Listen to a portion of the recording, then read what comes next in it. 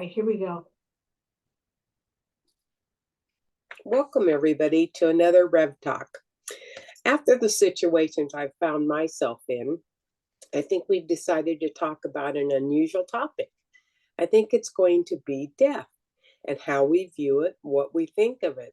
Are we enlightened? Are we not? Is it dogma? Is it doctrine? So let's see what Reverend Kim has to offer. Yeah, sure. Speaking of death, Throw it in. Throwing me under the bus.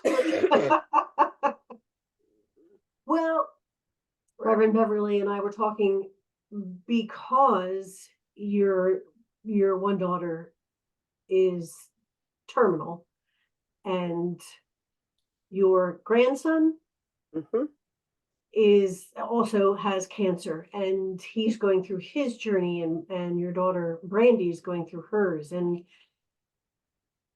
what I've been reading, every time I look at headlines, some celebrity or somebody that we know in the public eye has passed. It seems like there's an awful lot of that happening, which it's one way or the other. It's not that. However, you and I were talking before we started to record about people's ideas about death, or how somebody should grieve. There is always I remember when my mother passed, I was working, and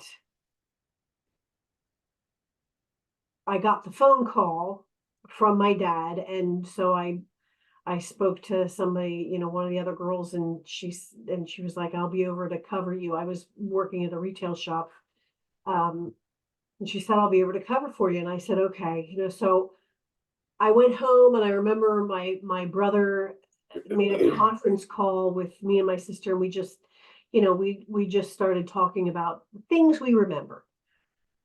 And then I remembered,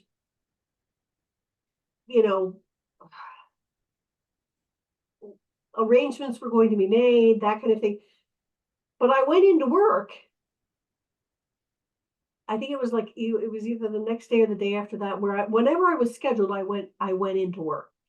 And there were people that were like, "Oh, I can't believe she's in working. Oh my gosh, I would be a mess. I can't believe." And I'm thinking, okay, for me, there was nobody here at home to talk to about that. And I needed to keep myself busy. I needed to keep distracted and to just keep busy. And yet there were people that were judging me because I was there. And it's kind of the same thing. You were told, "Oh, you need to go here, or you need to go there, you need to do this." And what I found is that if you have made your peace with what's going on, that's great. And stay with that. There are so many people that can be stuck with dogma, in their own dogma or the doctrines, like you said, that it's difficult for them to understand. But like you had pointed out, you and I think differently. We recognize the vastness of our beings. And so with that vastness, we know it's not permanent, and it's they're always going to be with us. They're still with us. They're a part of, the stuff of stars, which is what we are as well. Energy. Yes. I remember when my mom was ill, I was able, and I don't know why, but I was able to sit down and talk with her and tell her everything I appreciated. And I did the same with my dad. My grandmother went to sleep in her sleep, or passed in her sleep. My grandfather, basically, I took care of him until he was hospitalized with pneumonia. So it was the same scenario. But I've always believed in my heart that when they pass, it's we're going to see them again. Right. And we're all family, we're all one. So it doesn't matter. We're on a physical plane now, not a spiritual plane, but we're achieving to get to the spiritual plane. So how we observe or look at death is it's totally different. Like everybody says you have to grieve or you have to go visit them, you have to do this. Well, you don't have to do anything because you can communicate without that. And it's not that it's wrong, it's not that it's right, because everybody has their own way. Some people have to touch, have to be there, have to be physical. And I noticed it in just the family here, how we've changed and grown. We still hug and we're always touching, but it's a different communication because it's no longer hold on to me tight. You're growing, but you're here and I'm always going to be here. And it's the same when they're passing. Oh, that's Just it's beautiful. kind of, you let your kids grow, you let them learn on their own, you let them become independent. Well, it's the same thing when people are passing. It's their time. They chose this. They're ready to go. So it's beginning to mean to me a whole different avenue than permanency. Right. Yeah. Well, and we've talked about this before, and you and I both recognize, and I don't know what I don't know how to describe it, whether it's the tether we have or the veil or whatever you want to call it, that it's thinner once you start to recognize that, like you said, it's not permanent. Yeah. This, everything is pretty much temporary here. Even our lives are temporary. The things that happen are temporary. Nothing, that phrase that you and I, that was a trigger for me, is that this too shall pass. Pass. Which, Yeah. makes me want to smack somebody when they say that, and it's true.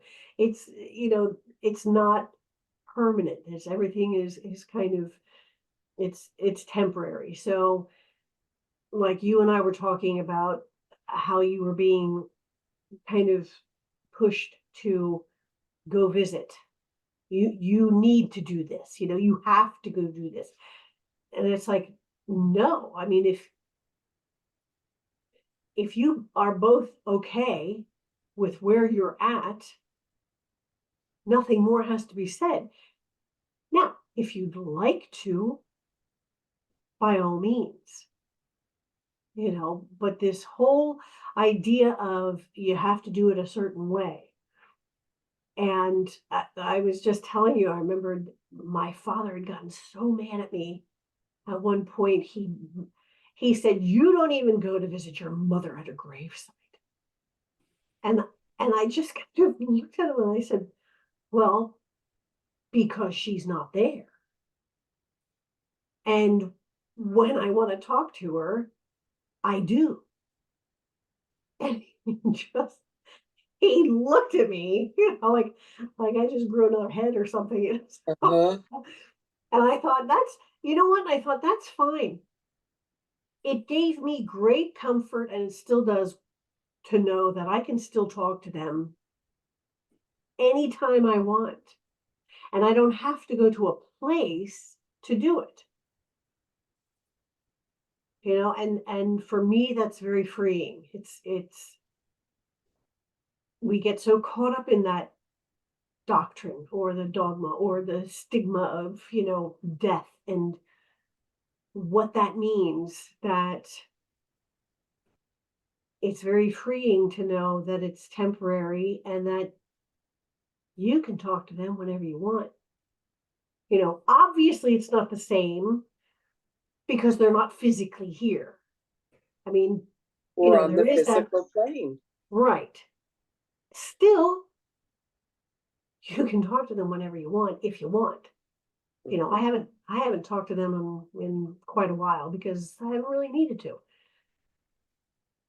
For a while there, It yes, was there were There were things that I Things needed. to do and things to say. Exactly, exactly. So, for anybody who gets that tightness, thinking, oh, I should be doing this, or what will people think? Who cares? You do what feels right for you. There's no right way or wrong way to grieve. It is very personal and always has been. Something very unique and individual and personal for each person.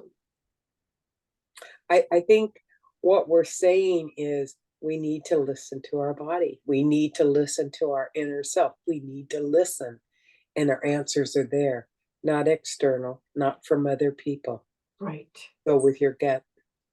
Yes. And sit in the quiet and listen to your higher self, listen to your angels, listen to your team. They're always there, always there. They're not going anywhere. You're the most important thing to them, so they're not going anywhere. They're waiting for us, to communicate with them, to ask for help. It's what they're there for. It's what they live for. It's what they're, yeah, it's like, okay, she finally asked. Yeah. That's like I see my team going, oh, she finally asked, yay. Yeah. So you're absolutely right.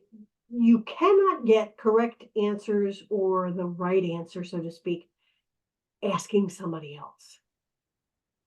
You have to ask yourself and sit with yourself and ask that. And you will get the right answer because you'll feel it. Mhm. It's like muscle testing. Yes. Oh, that's a good one. I like that. I like that a lot. So we have our own path that we're creating, and we need to continue creating and following it. In our own individual way. Exactly. I love that. I love that. Thank you for that. Thank you so Thank much. you. So, with that, my friends, we want to thank you again for joining us on another Rev Talk. And we want to again remind you to be gentle with yourself and to be kind to yourself and to remember that you are unique in all the universe. There will never be another just like you in all of space and time. You are powerful, you are cherished, and you are loved. And without you, the song of the universe would be incomplete. Until next time, my friends, be well.